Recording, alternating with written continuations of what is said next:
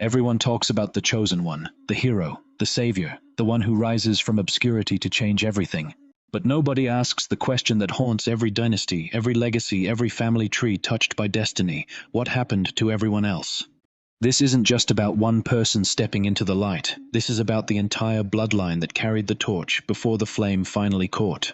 This is about parents who saw the signs but couldn't reach the summit, siblings who had the talent but not the timing, grandparents who laid foundations they'd never see completed. This is about a family that was number one long before the world knew which name to chant. Because here's the code nobody breaks. The chosen one doesn't appear from nothing.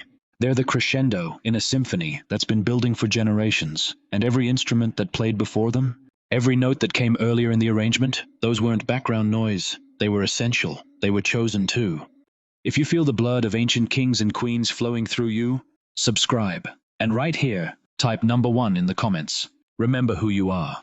Think about the Kennedys before JFK became president. Joseph Kennedy Sr. wasn't chosen to lead America, but he was chosen to build an empire. He survived the stock market, built a fortune during Prohibition, became an ambassador. He didn't just accumulate wealth, he accumulated belief. The belief that his family deserved to shape history. That belief became the inheritance worth more than all his money. Or consider the Williams family before Venus and Serena revolutionized tennis. Richard Williams wasn't a professional athlete. He was a security guard with a plan 78 pages long, written before his daughters were born. He was chosen to be the architect. His wife Oracene was chosen to be the foundation. Together, they built a training ground in Compton, where champions could emerge from concrete courts, surrounded by gang territory. The pattern repeats across every field. Before Michael Jordan became Michael Jordan, there was Dolores Jordan teaching discipline and James Jordan teaching love. Before Serena Williams became Serena Williams, there were parents hitting 10,000 balls a day, with daughters who trusted their vision. Before Barack Obama became Barack Obama, there was Stanley Ann Dunham choosing to see the world differently, refusing to accept the limitations others tried to impose. Here's what most people don't understand. The parents of the chosen one were chosen first. They were chosen to sacrifice. Chosen to believe in a future they couldn't fully see. Chosen to invest everything in possibilities that might never materialize in their lifetime. Richard Williams was mocked. Neighbors thought he was crazy, drilling his daughters on public courts at 6 a.m. Other coaches refused to work with him because his methods were unconventional. He faced racism, poverty, and skepticism from every direction. But he was chosen to endure all of that because somewhere in the future, 2 girls needed a father who believed in the impossible. Earl Woods was a Green Beret, a military man who understood discipline and pressure. He was chosen to recognize something in his son Tiger that others might have missed, not just talent, but an almost supernatural focus. He introduced Tiger to golf at 10 months old. 10 months. Was that obsessive? Maybe, but he was chosen to be obsessive. Because raising the greatest golfer of all time requires a level of dedication that looks like madness to everyone else. Gloria James was a 16-year-old mother when she had LeBron. She was chosen to raise a king while she was still a child herself. Chose to keep moving, keep fighting, even when they moved apartments 12 times in 3 years. Chose to find basketball coaches who could give her son what she couldn't. Chose to let him live with his coach's family when stability mattered more than pride. Every choice was a brick in a palace she'd never fully inhabit, but she was chosen to lay every single one. Every chosen family faces the same brutal reality. They run into walls that destroy other families. Financial walls, social walls, walls of prejudice, of geography, of timing. These aren't small obstacles. These are family-ending, dream-crushing, generation-stopping walls. The Williams family faced poverty and racism simultaneously. They practiced on courts where drug deals happened in broad daylight, where gunshots were background noise. Venus and Serena had to step over broken glass to get to the baseline. Their parents had to shield them from violence, from predators, from a system that didn't want black girls from Compton to dominate a country club sport. But here's where the code reveals itself. Those walls didn't stop the family. They refined it. The obstacles didn't break them. They forged them into something harder than the barriers themselves. Venus and Serena didn't just overcome adversity. They transformed it into fuel, into motivation, into a chip on their shoulder that made them unstoppable. The Curry family faced different walls. Del Curry was an NBA player, but Steph was too small, too skinny. College coaches didn't want him. He couldn't get recruited by major programs. Virginia Tech, where his father starred, didn't offer him a scholarship. Think about that. His dad's alma mater rejected him. But Sonia and Del were chosen to teach their son that obstacles are just unlabeled opportunities. That rejection is redirection. That being overlooked means you can surprise everyone. Talk about the hidden chosen ones? Start with the siblings. They're the ones who sparred with greatness every single day, who pushed the future legend beyond what anyone else could, who absorbed pressure so their brother or sister could breathe. Venus Williams was chosen to be first. She took every punch the tennis world had to give, the racism, the death threats, the Indian Wells incident where a crowd booed her family during a tournament. She absorbed all of that hatred, so that when Serena came behind her, the path was clearer. Venus was the shield. Serena became the sword. Michael Thompson was an NBA champion, the #1 pick in the 1978 draft. His son Clay became one of the greatest shooters in basketball history. But there's another Thompson, Michelle Thompson, Clay's older brother, who played professionally but never reached the NBA. Was Michelle chosen? Absolutely. He was chosen to be the competition in the driveway, the one who made Clay prove himself every day. The benchmark that pushed his younger brother to be better than good, better than great. The obstacles here aren't external walls, they're internal comparisons. Being the sibling of a superstar means living with constant questions. Why not you? Why didn't you make it? Don't you feel jealous? These are assassin's questions, designed to create resentment. But the chosen siblings don't fall for it. They understand their role in the symphony. They know that being second to greatness doesn't diminish you, it elevates you, because you helped create something bigger than any individual achievement. The grandparents rarely see the payoff. They plant seeds in soil they'll never harvest. They create stability in chaos, establish values that won't fully bloom for 50 years, sacrifice their present for someone else's future.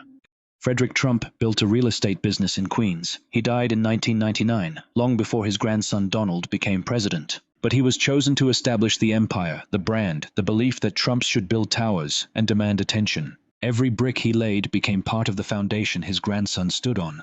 Think about the grandparents who survived slavery, who couldn't read or write but made sure their children could, who worked brutal jobs so their kids could go to college, who saved pennies in jars so the family could buy property. They were chosen to break cycles, to create new trajectories, to believe in futures so distant they could barely imagine them.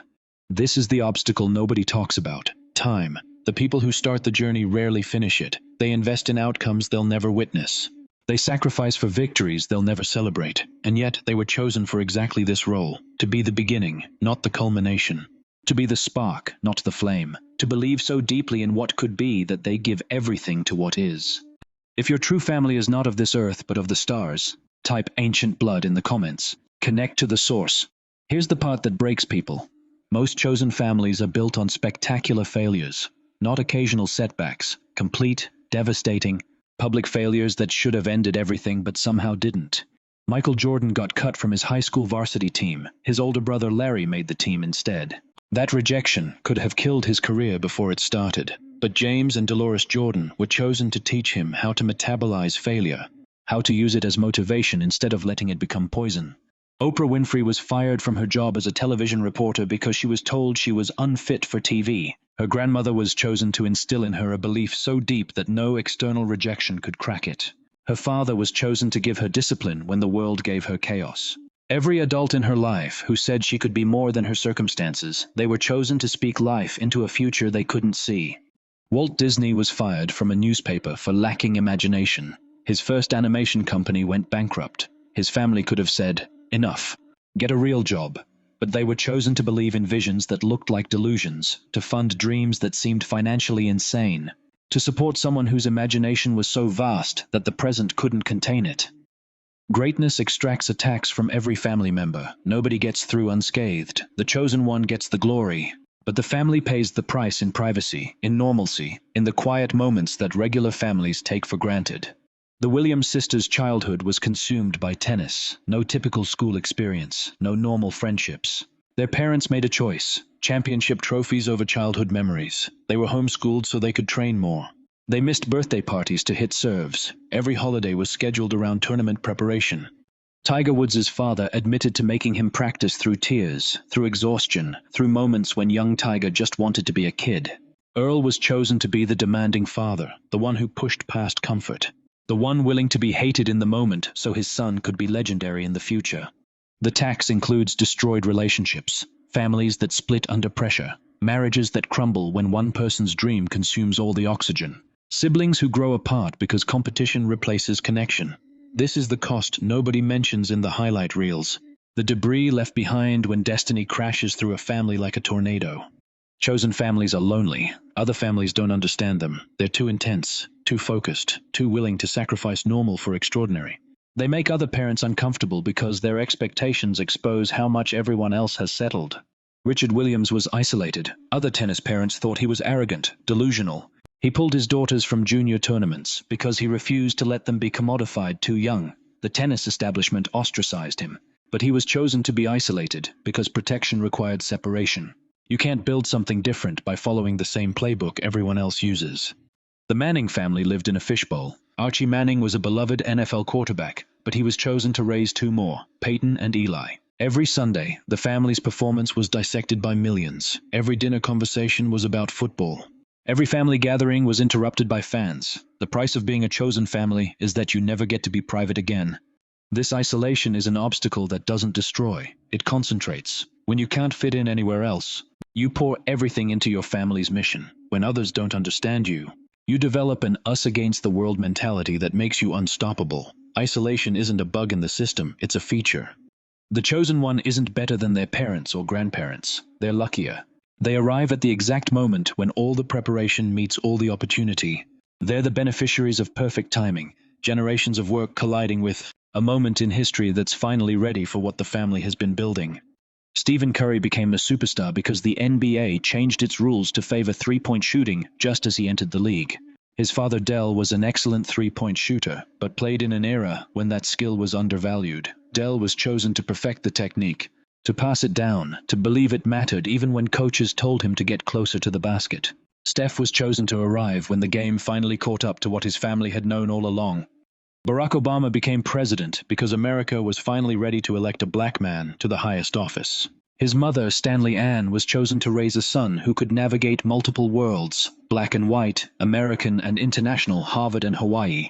She died in 1995, 12 years before his campaign, but every lesson she taught him about empathy, about seeing beyond race, about believing in change, all of that was chosen preparation for a moment she'd never witness. This is why the chosen one carries such weight. They're not just representing themselves. They're the culmination of every sacrifice their family made, every obstacle overcome, every failure transformed into lesson. When they succeed, it's not one person winning. It's generations of belief finally vindicated. It's every ancestor who bet on a future they couldn't see finally cashing in. Being the chosen one in a chosen family means carrying everyone's dreams. It means knowing that your success validates your grandmother's sacrifices, your father's obsession, your siblings' support. It means that when you fail, you're not just letting yourself down. You're disappointing ghosts, elders, and everyone who believed before belief was reasonable. LeBron James knows his mother Gloria moved 12 times in 3 years to keep him stable. He knows his coaches housed him when she couldn't. He knows entire neighborhoods bet on him, believed in him, sacrificed for him. So when he wins championships, he's not just celebrating, he's repaying debts. When he builds schools in Akron, he's honoring everyone who invested in him when he was just a kid with potential. This is the hidden pressure nobody talks about. The chosen one doesn't get to quit. They don't get to say it's too hard, because their parents endured harder. They don't get to claim it's too much pressure, because their grandparents survived more with less. They have to carry the weight because everyone before them already carried their share. Quitting isn't just personal failure, it's generational betrayal. Here's the beautiful part. When a chosen one succeeds, they don't just elevate themselves, they multiply the entire family's impact. They create opportunities for siblings, cousins, and future generations. They transform the family name from a liability into a legacy. Serena Williams' success opened doors for Venus, but also for their sisters Isha and Lindria, who built careers in the business side of sports. It created opportunities for young black girls who saw themselves in the Williams sisters' story. It funded Venus's interior design company, Serena's fashion line, and investments that will support the family for generations. Steph Curry's success helped his brother Seth get opportunities in the NBA. It elevated his father Dell's legacy. It created platforms for his mother Sonia to share her wisdom. The whole family rises because one member broke through the ceiling everyone else had been pushing against. This multiplication is why chosen families invest so heavily in the one who shows the most promise. It's not favoritism, it's strategy. They understand that success compounds, that breaking one barrier opens others, that elevating one member creates a platform that lifts everyone. The chosen one becomes the family's engine, the multiplier that transforms generations of effort into exponential returns. What happens when the chosen one actually makes it? When the championships are won, when the awards are collected, When the family name becomes synonymous with excellence, you'd think it's pure celebration. But there's a strange emptiness that follows achievement, the loss of the struggle that defined everyone. Richard Williams spent decades preparing his daughters for greatness. When they became the two most dominant tennis players in history, when they'd won everything there was to win, what was left for him? The plan was complete. The dream was achieved. Some fathers would retire satisfied, but Richard struggled with purpose after the mission ended. He was chosen to build champions, not to live in the aftermath of their success. This is an obstacle people don't anticipate: success itself. Families spend so long chasing the dream that they forget to plan for what happens when they catch it. The hunger that drove them becomes confusion. The united front fractures when external enemies disappear. They were chosen for the climb, but nobody prepared them for the summit. Money destroys more chosen families than poverty ever did. When struggle ends and wealth floods in, new obstacles emerge. Who controls the money? Who deserves credit? Who gets to make decisions now that everyone's opinions matter because everyone contributed? Michael Jackson's family imploded under the weight of his success. Joe Jackson, the demanding father who drove his children to superstardom, became a controversial figure. Was he an abusive tyrant or a visionary architect? The family splintered over money, over control, over competing narratives about who deserved credit for Michael's genius. Fame attracts parasites. Suddenly, distant relatives appear claiming they were always supportive. Business managers promise to protect the chosen one's interests while draining accounts. The very success the family worked for becomes the thing that tears them apart, because everyone wants a piece of glory they didn't fully earn. The chosen one in a chosen family carries a unique burden. They're the first to achieve something, which means they're also the first to navigate the complexities of maintaining it. They don't have a family playbook for handling fame, managing wealth, protecting privacy at this level. Tiger Woods was the first in his family to achieve global superstardom. When his personal life imploded in scandal, there was no family precedent for how to handle it. Earl was gone. Tiger had to figure out public failure at a scale his family had never experienced. He was chosen to break barriers, but also chosen to break first, to make the mistakes that future generations could learn from. This is why some chosen ones crumble. They're pioneers in success, but also in failure, in addiction, in mental health crises. They don't have ancestors who survived tabloid scrutiny, social media attacks, the relentless pressure of being number one. Their families prepared them to win, but nobody prepared them for what winning costs at the highest level. The ultimate code that chosen families crack isn't about trophies or money or fame. It's about creating a legacy that outlasts any individual achievement. It's about transforming family trees into family forests, ecosystems where greatness regenerates across generations. The Curry family didn't stop with Steph becoming a champion. His success created a platform for his daughter Riley to grow up understanding excellence as normal, not exceptional. His sister Sidel became a mental health advocate, using the family platform for purpose beyond sports. The family name became associated with more than basketball. It became synonymous with character, with faith, with using success to serve others.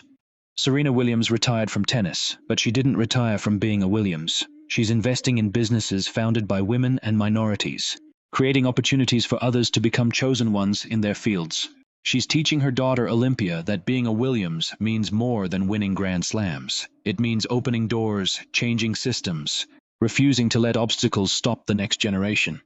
Here's the paradox that completes the code. Chosen families understand that being chosen isn't about being special, it's about being willing. Willing to sacrifice when others won't, willing to believe when others can't, willing to persist when others quit.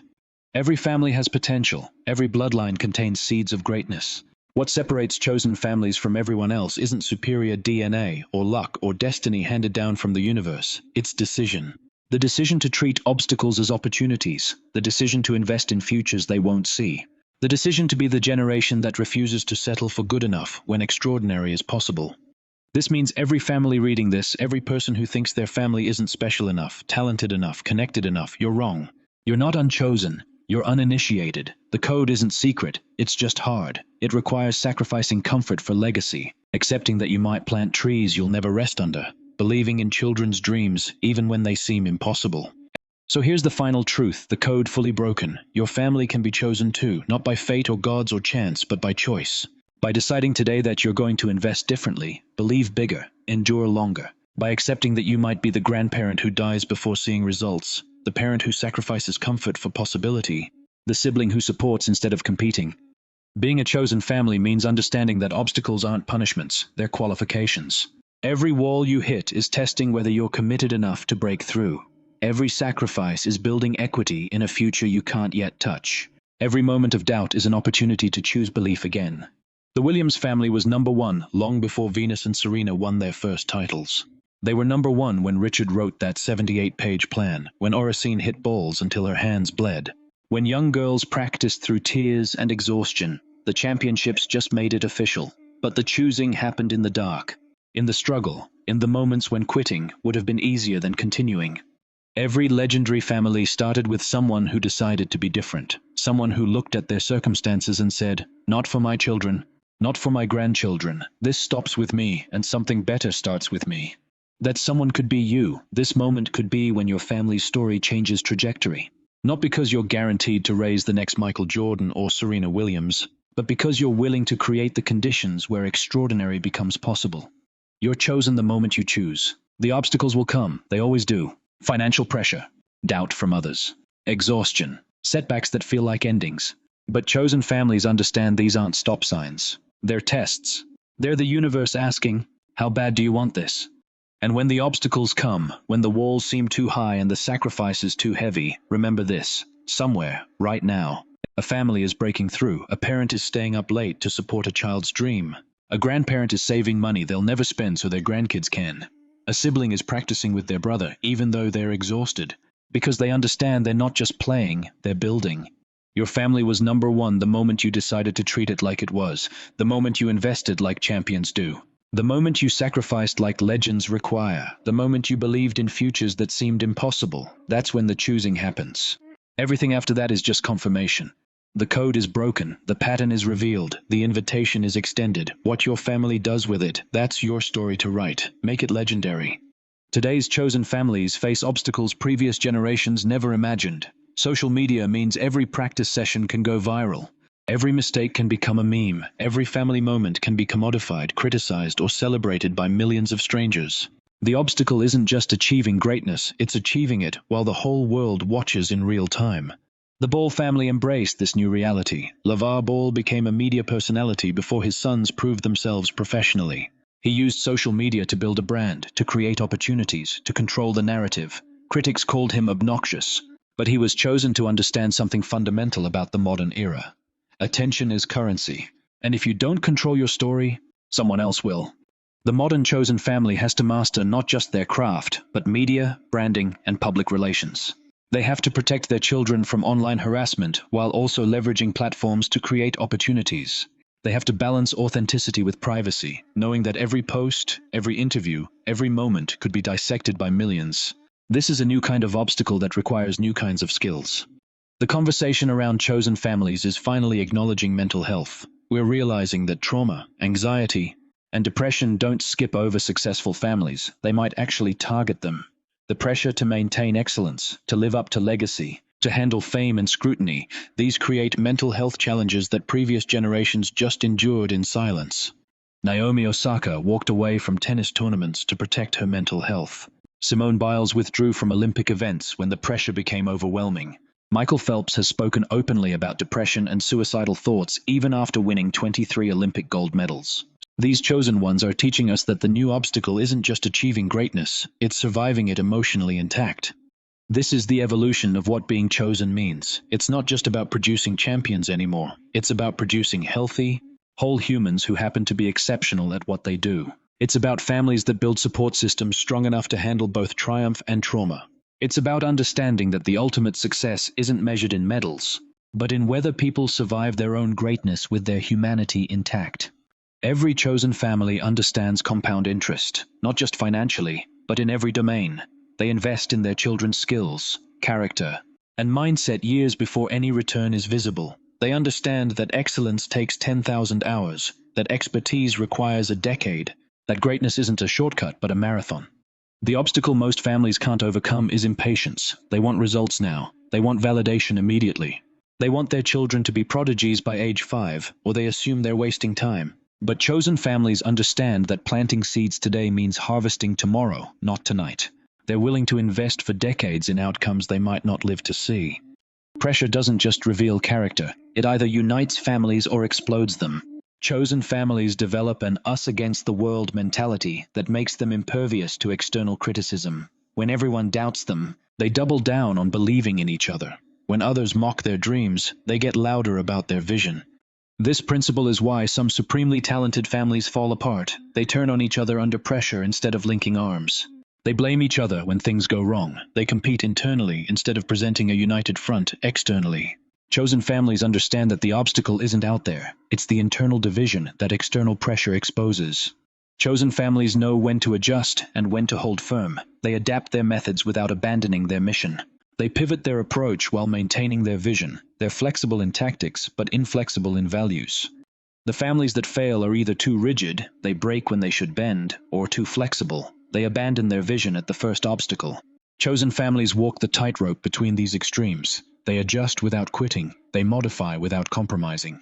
They evolve while staying true to core principles. Here's what we've been building to this entire time. Being a chosen family isn't about athletics, or fame, or money. Those are just the most visible manifestations. The real code is about families that refuse to accept limitations, that invest in futures they can't guarantee, that build legacies that outlast individuals.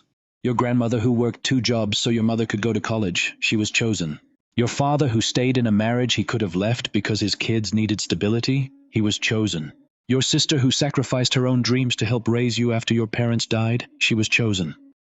Chosen families exist in every neighborhood, every income level, every demographic. They're the immigrant parents who came to a new country so their children could have opportunities. They're the single mothers who work overnight shifts and still show up to every school event. They're the grandparents raising grandchildren when their own kids couldn't. This isn't motivational rhetoric, this is practical truth. The moment you decide to treat your family like it's chosen, it becomes chosen. The moment you start investing in excellence, you're building a legacy. The moment you accept obstacles as qualifications instead of disqualifications, you've broken the code. It starts with conversations, talking to your children about what's possible, not just what's probable. Sharing stories of families who overcame worse circumstances, setting expectations that excellence is the standard, not the exception. Creating a family culture where trying hard isn't mocked, where dedication isn't dismissed, where ambition is encouraged. And it culminates in persistence, staying committed when everyone else quits, believing when others doubt, working when others rest. Being willing to be the family that others think is too intense, too focused, too ambitious, because you understand that extraordinary requires what ordinary families won't give. When the chosen one finally makes it, when they stand on podiums and hold trophies and give speeches about their journey, they carry a debt. Not a financial debt, but a moral one. They owe something to every person who sacrificed so they could arrive at that moment. This is what separates legendary chosen ones from merely successful ones. The legends understand that their talent was a gift, but their opportunity was created by others. They know their name is on the trophy, but their family's fingerprints are all over it. So they don't just celebrate, they elevate. They don't just enjoy their success, they expand it to include everyone who made it possible. Some chosen ones break cycles. They're the first in their family to graduate college, the first to own property, the first to achieve financial security. Their success is about escaping, getting out of poverty, leaving behind dysfunction, creating a life completely different from what came before. Others build bridges. They come from families that were already successful, already established. Their role isn't to escape, it's to extend. Both paths face obstacles. The cycle breaker fights generational poverty and limited beliefs. The bridge builder fights expectation and pressure to exceed the impossible. Neither path is easier. Both require a family willing to sacrifice for futures they can barely imagine. When a chosen family succeeds, the impact extends far beyond their immediate circle. Kids in their neighborhood start believing they can make it too. Parents see a blueprint they can replicate. Communities realize that excellence is possible, even when circumstances are difficult. Before Tiger Woods, golf was an almost entirely white sport. After Tiger, you saw Black and Asian kids picking up clubs. Parents of color investing in lessons. Country clubs forced to reckon with their exclusivity. Tiger didn't just change his family's trajectory, he changed the possibilities for millions of families who looked like his. This is the ultimate code. Your family's success isn't just about your family. It's about proving to other families that they can do it too. It's about creating permission structures for people who were told they didn't belong. When you break through, you don't just change your story, you change what's possible in every story that comes after yours. The hardest obstacle isn't getting chosen, it's staying chosen across generations. It's maintaining the hunger when you're no longer hungry. It's preserving the work ethic when comfort is always available. It's teaching children who grew up with privilege to value what their grandparents fought for. The families that last are the ones who institutionalize the struggle. They create new obstacles for children who face none naturally. They demand excellence, even when mediocrity would be comfortable. They teach history, tell stories, make sure every generation knows the price that was paid for their privilege. Staying chosen requires choosing obstacles when life stops providing them automatically. Your history didn't start here. To uncover the secrets of your true origins, click the video on your screen right now.